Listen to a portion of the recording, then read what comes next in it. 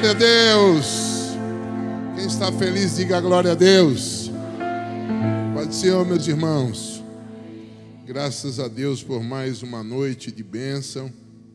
Estamos aqui para juntos adorarmos o Senhor. Pega a sua Bíblia, carta do apóstolo Paulo aos Tessalonicenses.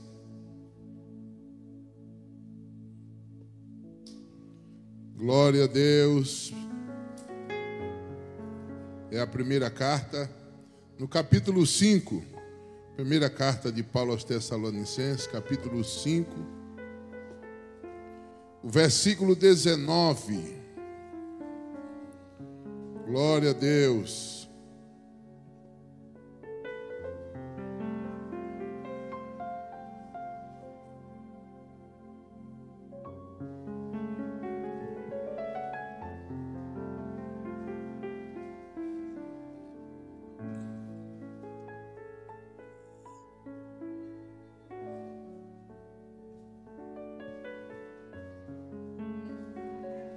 Graças a Deus. Mais um janeiro profético. Esse é o quarto, quinto? Quarto. O quinto, né? Já é o quinto janeiro profético. Uma bênção de Deus. Glória a Deus.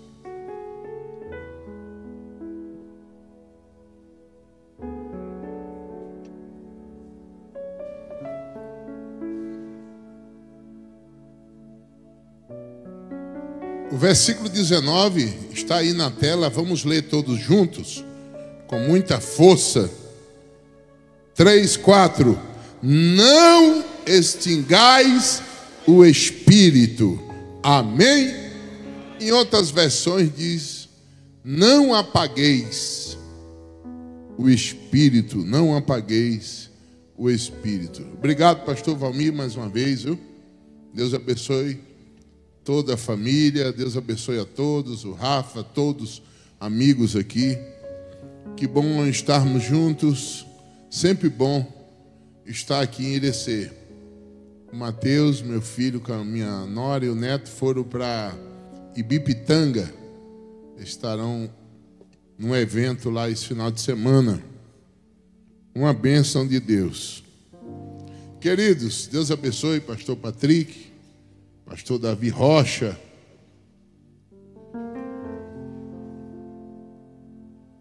O apóstolo Paulo, na sua segunda viagem missionária, ele foi à cidade de Tessalônica e lá ele estabeleceu a igreja.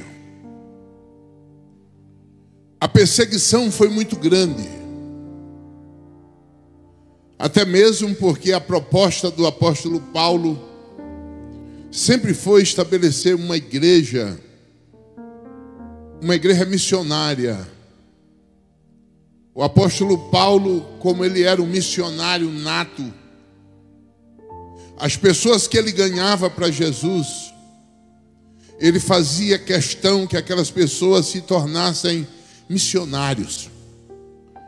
E esse era um dos motivos porque as igrejas que o apóstolo Paulo estabelecia, fundava, eram igrejas perseguidas, porque eles enfrentavam o sistema através da ministração da palavra. Mas a perseguição se estendeu e ela se tornou tão intensa que o apóstolo Paulo já estava correndo um risco de vida. E ele, como líder da igreja, teve que sair, entre aspas, teve que fugir para escapar com vida. Imagine agora a igreja que ficou em Tessalônica, uma igreja nova, uma igreja recém-formada por ele, novos convertidos, vendo o seu líder, teve que sair dali de uma forma tão triste, para escapar com vida. Aquilo mexeu muito com a igreja. de Tessalônica. Os irmãos foram abalados. E a igreja sofreu uma perseguição muito grande.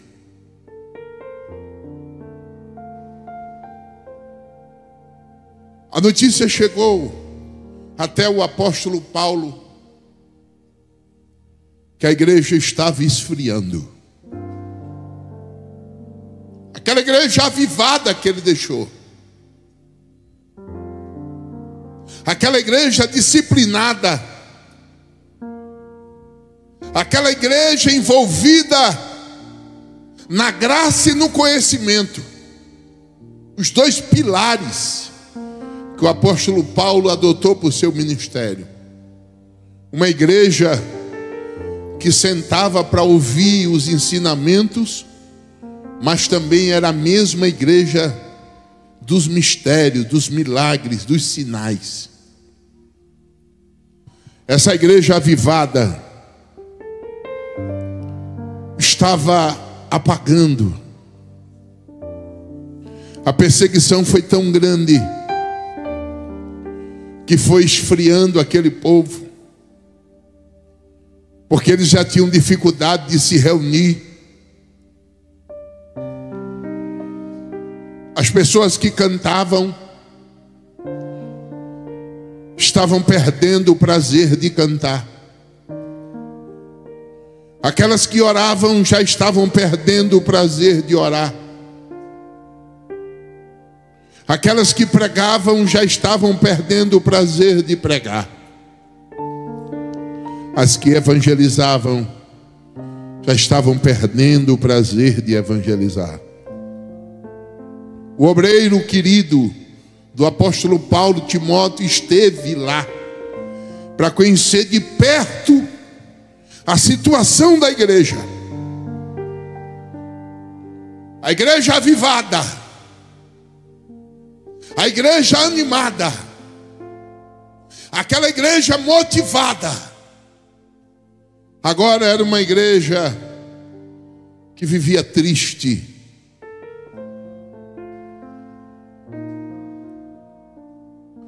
O apóstolo Paulo ficou sabendo de tudo isso. E ele escreve essa carta, que é uma carta tão rica escatologicamente.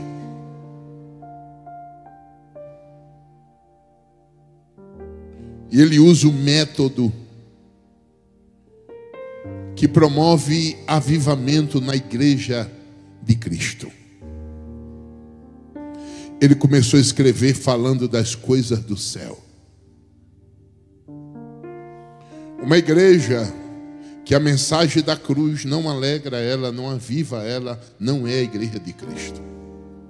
A igreja que não se alegra quando fala do arrebatamento da igreja não é a igreja de Cristo.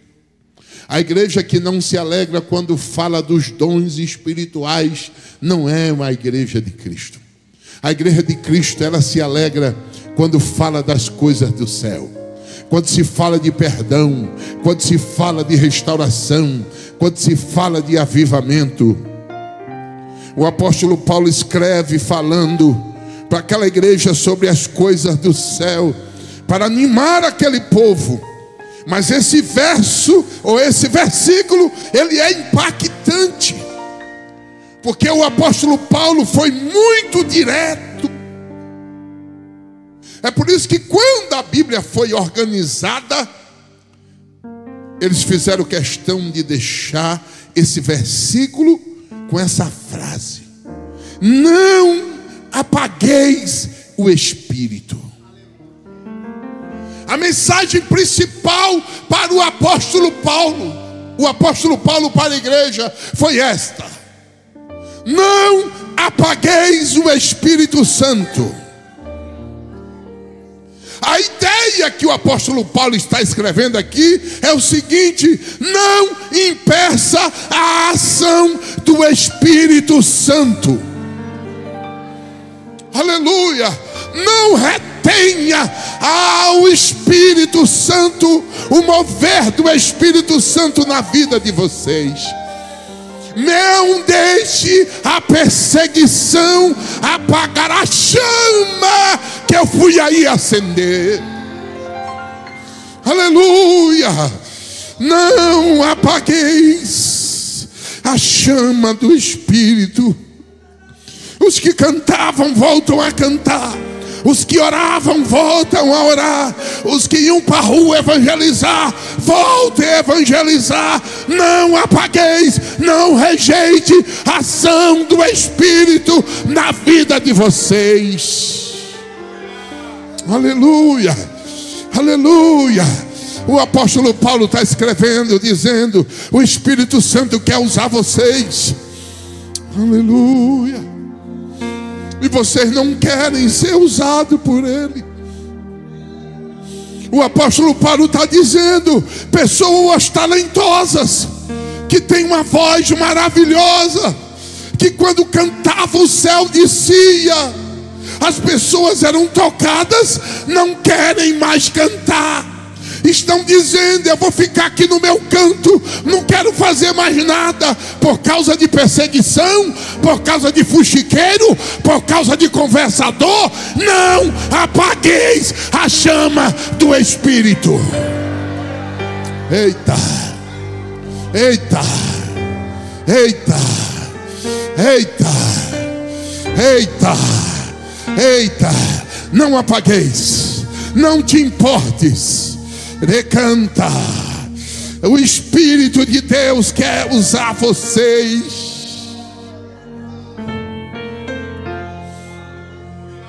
Oh, oh.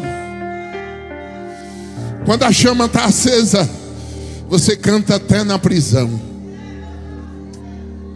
4 homens com a chama acesa pegaram um paralítico e disseram: vocês vão participar de um culto que só chegam lá quem tem perna.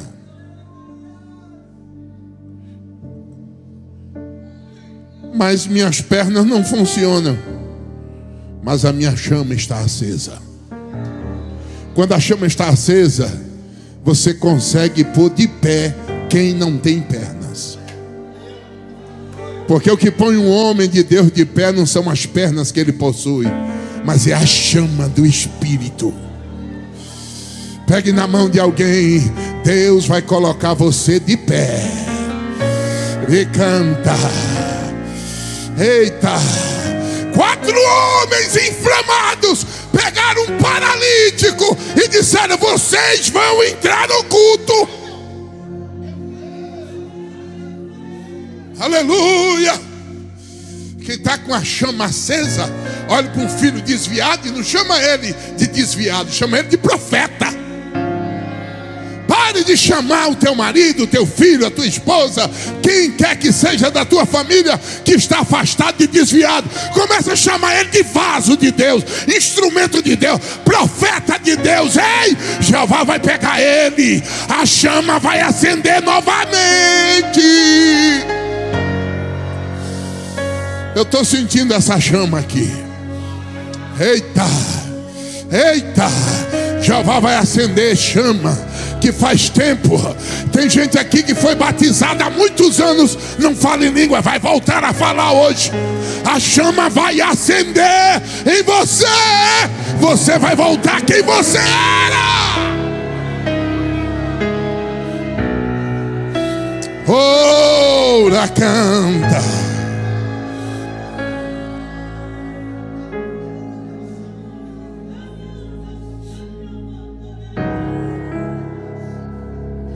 Aleluia.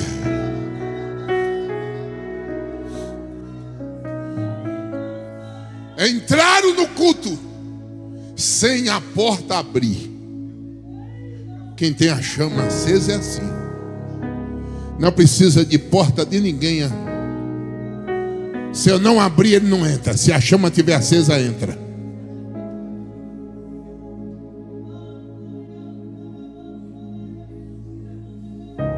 Ei, tem gente que é pastor hoje, Não tem ninguém da família no ministério.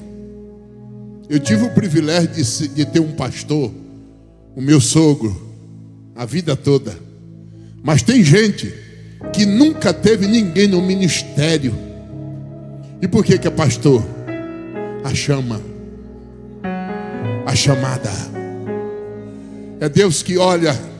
Tem um texto lindo em Atos dos Apóstolos, quando Deus diz: eu achei Davi. Ali não é porque Davi estava perdido, não.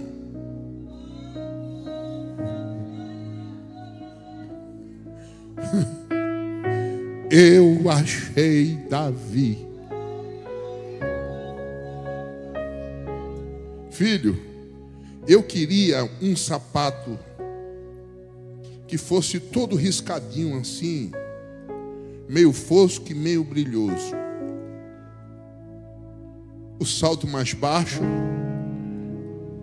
e aqui eu não conseguia. Eu fiz uma viagem com alguns casais para Buenos Aires, e nós fomos lá. Aí alguém disse: tem um outlet aqui, e nós fomos no outlet. E rodamos, e rodamos, e rodamos, e rodamos. Uma placa escrita assim: promoção. Eu gosto de promoção. Se for coisa boa, eu gosto. Aí eu entrei. Quando eu olhei, no meio de centenas e centenas de sapatos, eu achei.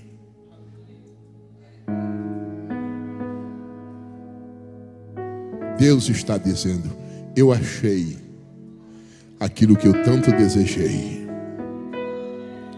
Eu achei o que eu desejei. É por isso que Davi é segundo o coração. Eu achei Davi, meu servo. Davi foi inflamado. Deus escolhe ele para ser rei. Agora pasmem. Deus conhece o futuro, vê o futuro, sim ou não? E Deus viu ele caindo com a mulher e matando o marido dela, sim ou não? E por que Deus chamou ele? Eu bebo água e você pensa.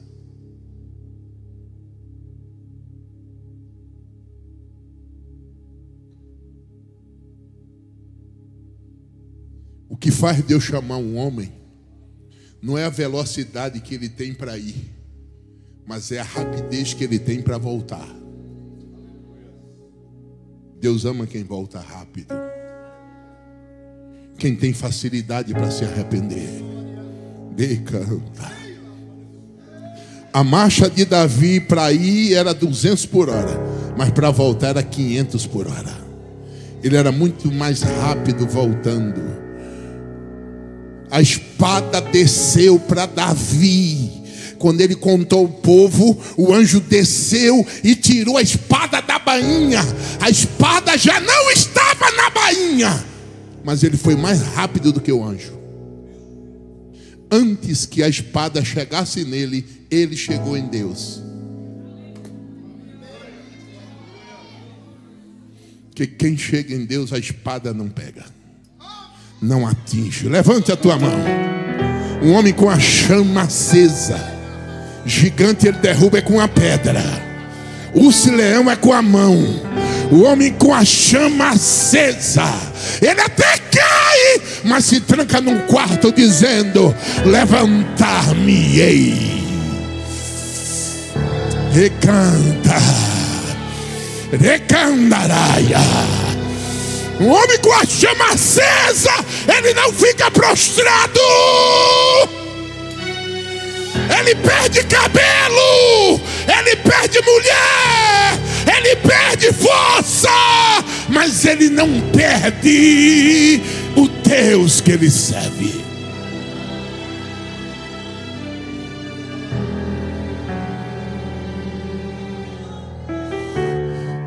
Diga para alguém: não apagueis, não apagueis o espírito. Não deixe a chama apagar.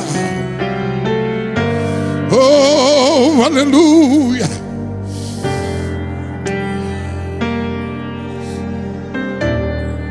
Diga para alguém: Deus conta com você.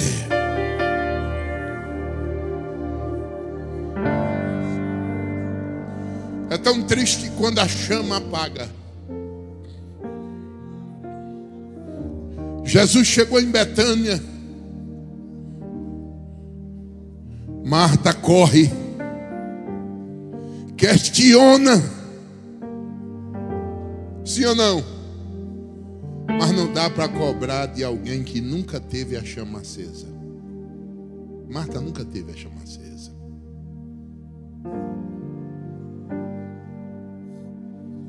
O que me chama a atenção aqui não é Marta.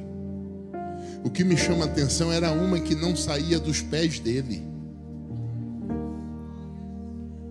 Porque a chama apaga e acende, apaga e acende. Na vida de alguém que nunca teve uma experiência com Deus é aceitável. O problema é alguém que já teve experiências com Deus e hoje está com a chama apagada. Você lembra que você sempre escolhia a melhor parte, que era os pés dele? Lembra que você tinha prazer de vir para os cultos? Lembra que você tinha prazer de ir para os ar livres? Lembra da época dos ar livres? Até caixa de som você carregava.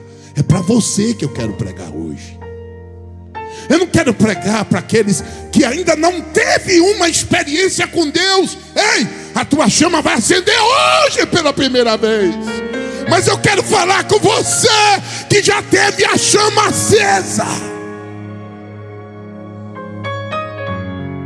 que não tomava um copo com água sem orar. Marta murmurar é uma coisa, Maria não pode murmurar. Mas a chama dela estava apagada. E ela aproximou de Jesus. E ela fez o que ela não estava acostumada a fazer. Porque o que ela fez só faz quem a chama está apagada. Fez o que, pastor? Questionou. Porque quem tem a chama acesa adora ao invés de questionar. Ei, candará, machou, bacai. Quando você vê uma pessoa murmurando demais, é o primeiro sintoma que a chama está apagando. Toda pessoa que tem a chama acesa, ela agradece, ela adora. Aleluia.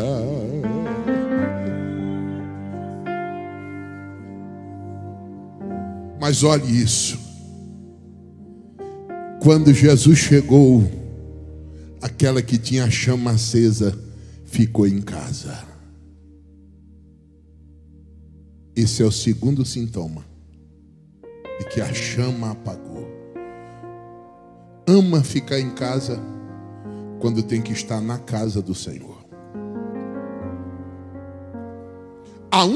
O único lugar do mundo que supera a sua casa é a casa de Deus. Nenhum outro lugar.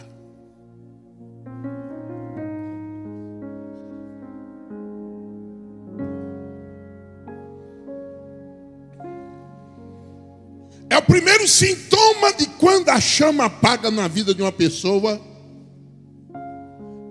Ela ama assistir culto em casa, de casa. Não é porque é uma situação, não é porque aquele dia é um dia especial, você tem um compromisso, chegou tarde e não deu para vir para a igreja. Não é isso.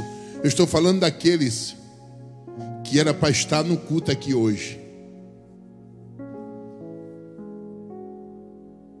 mas estão em casa. O primeiro sintoma de que a chama apagou é querer ficar em casa nos dias de culto. Nós estamos com uma geração. Essa geração, para mim, é a melhor geração de todos os tempos. Eu não tenho dúvida nisso. Eu fico triste quando o pregador chega lá na igreja dizendo que essa geração não presta. Não presta para ele, que não foi ele que pagou o preço. Mas tem uma coisa que diferencia da minha geração, do pastor Valmir, para essa geração de hoje. É o nível de chama. Porque na nossa época a chama era tão acesa que não precisava chamar.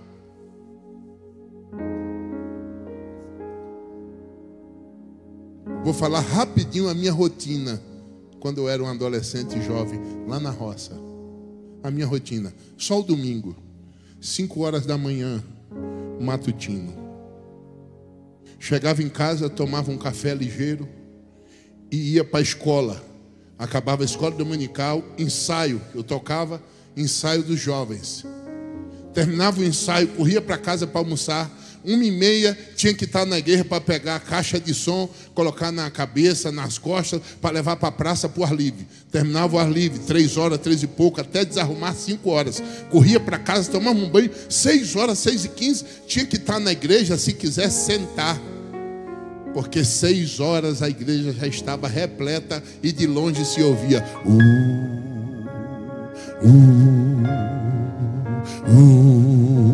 É por isso que nós éramos conhecidos como povo barulhento. As pedras que iam para os telhados naquela época hoje estão nas mãos das pessoas.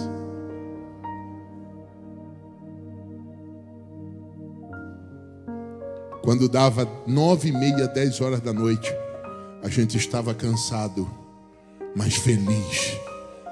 A chama acesa. Segunda-feira, matutino a semana inteira.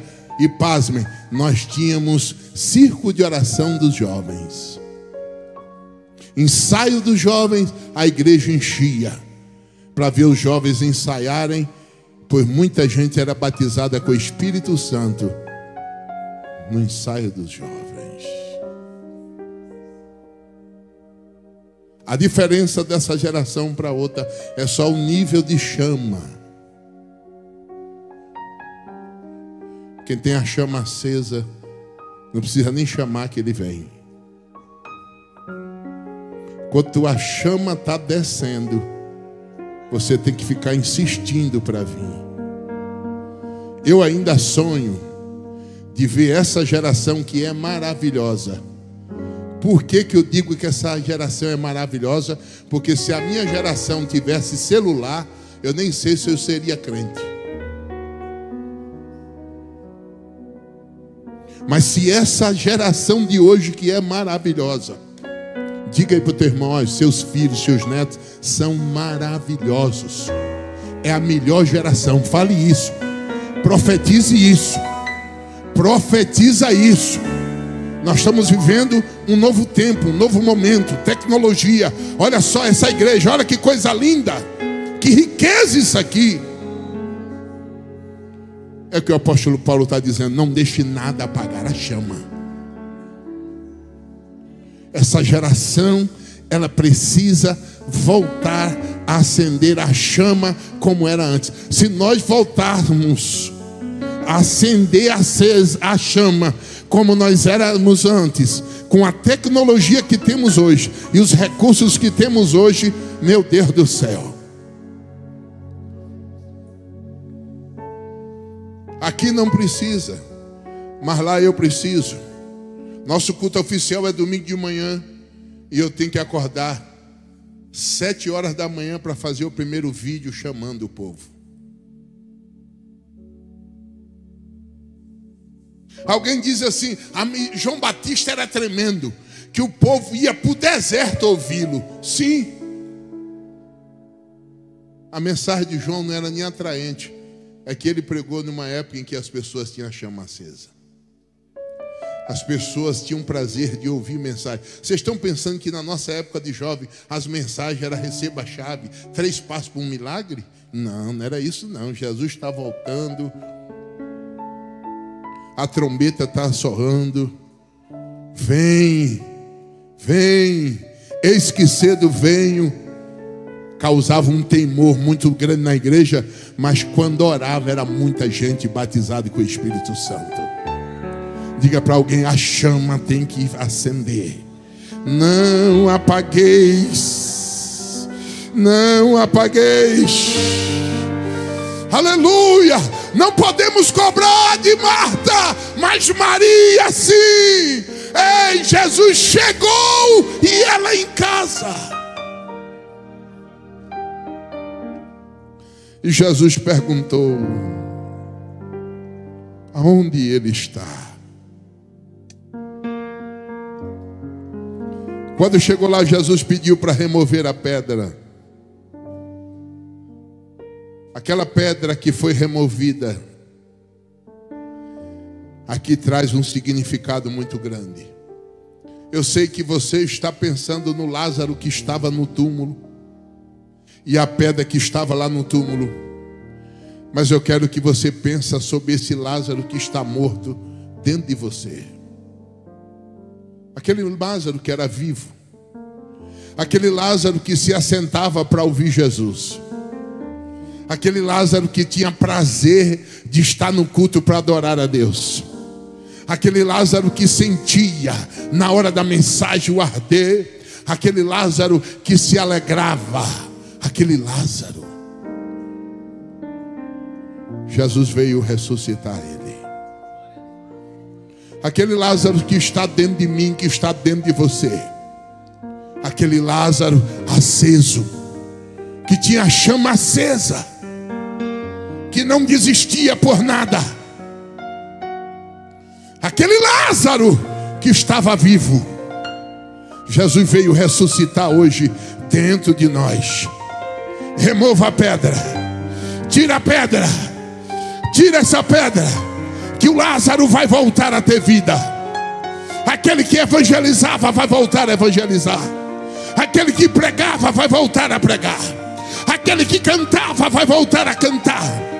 Aquele que se alegrava vai voltar a se alegrar.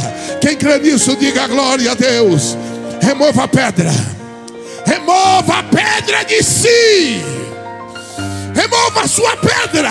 Eu preciso remover a minha pedra, porque Ele quer ressuscitar o Lázaro que está morto dentro de mim. Que Lázaro é esse, pastor? O que orava.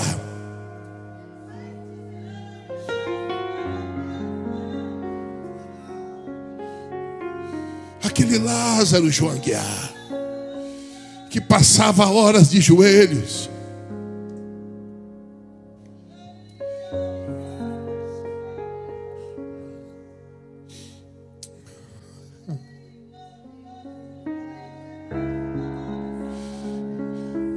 A pedra que colocamos está impedindo desse Lázaro ressuscitar. Jesus quer trazer de volta aquele Lázaro que você era. Mas nós colocamos pedras nesse sepulcro. As coisas que nós colocamos estão impedindo de Jesus ressuscitar esse Lázaro. Esse coração vaidoso, esses achismos. Aleluia. Você não se perdoa. Jesus já lhe perdoou e você não se perdoa. Remova essa pedra. Ele quer trazer o Lázaro de volta. Aquele Lázaro que falava em mistério na igreja. Aquele Lázaro que interpretava línguas estranhas na igreja. Jesus está dizendo: remova tudo que você colocou. Remova, que eu vou trazer o Lázaro de volta. Tem um Lázaro morto dentro de você, dentro de mim, que precisa voltar. Jesus quer ressuscitar.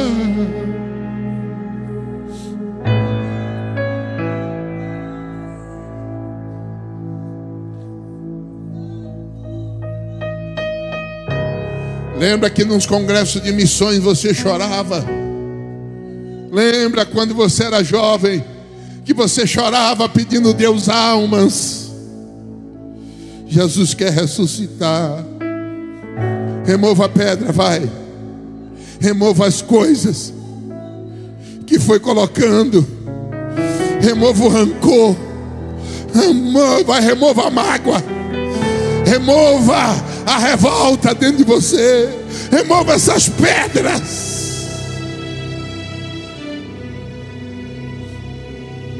Olhe para mim.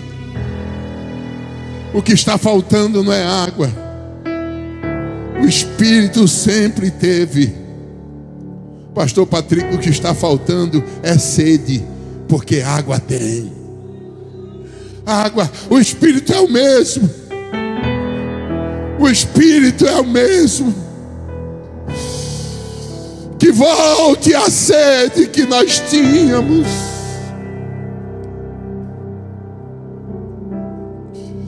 Jesus foi lá em Samaria. E ele estava sozinho no poço. Que cena triste! Jesus sozinho no poço.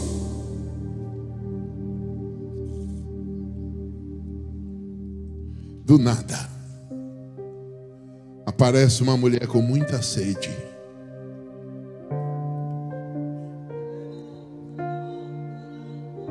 E Jesus olhando para ela, ao invés de Jesus tirar água do poço, Jesus atirou do poço. Ao invés de Jesus tirar a água do poço, Jesus, em nenhum momento ele tira a água do poço. Porque a intenção dele estar ali não era tirar a água do poço, mas era tirar a mulher do fundo do poço. E só a sede faz isso. Quem tem sede jamais vai ficar no fundo do poço. Eu estou pregando para alguém aqui que está vivendo e o inimigo quer lhe jogar numa depressão profunda. Há uma tristeza na sua alma e você diz: eu tenho tudo, mas estou triste. Eu não sei o que é essa angústia. Hoje ele te arranca desse fundo do poço. Diga para ele: eu estou com sede de voltar a ser o que eu era antes. Ei, a alegria vai voltar na tua alma. Jesus vai mudar essa situação. Só quem crê, levante a mão e diga: eu creio. Aleluia.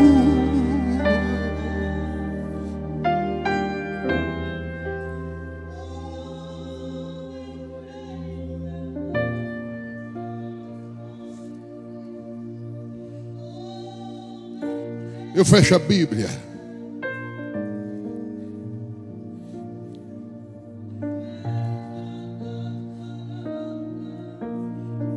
Tem um testemunho que eu não me canso de contar. Um grande amigo meu, um pastor ali no Pará, um grande amigo, pastor de uma grande igreja, na pandemia, o vírus pegou ele de uma forma bem violenta. Ele foi para o hospital, ficou numa ala gigante, onde pessoas estavam jogadas uma em cima da outra. E ele, por ser um pastor muito influente, o Pará, vocês lembram do auge do Pará? Foi um lugar que morria muita gente por dia, logo no começo. Nesse auge ele estava lá. E por ser muito conhecido, a convenção correu atrás e conseguiram uma máscara para ele. E ele era o único que tinha máscara naquela ala. Pessoas morrendo, uma por cima da outra, morrendo com falta de ar, morrendo pessoas. E ele foi piorando, e ele foi piorando. Não tinha mais oxigênio. A máscara não estava dando conta para ele. E ele segurava a máscara e respirava. E ele escreve a última mensagem para a família, dizendo: estou indo embora agora, mas vou salvar muita gente.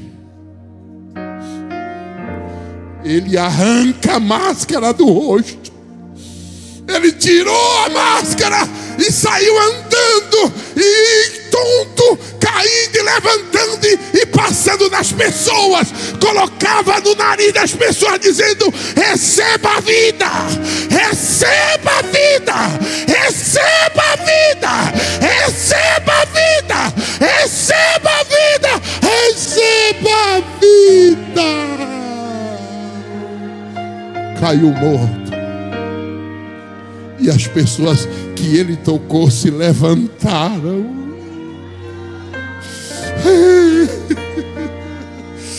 Oh Deus, eu quero essa chama de volta. Eu quero essa chama de volta. Levante a tua mão para os céus. Você vai cantar comigo esse hino aí, Fabinho. Você escolheu esse hino muito especial. Eu quero ser Senhor,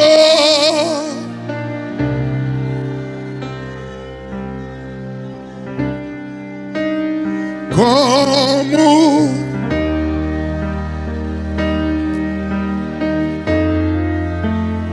tu. Quebrar aqui é renovar. Quebra minha, renova e me faça de novo. Eita, eu quero ser. Você vai perceber que você vai cantar um pedaço desse hino em línguas. Deus vai soltar a tua língua aí. A chama está voltando. Um vaso novo. Vai, eu quero.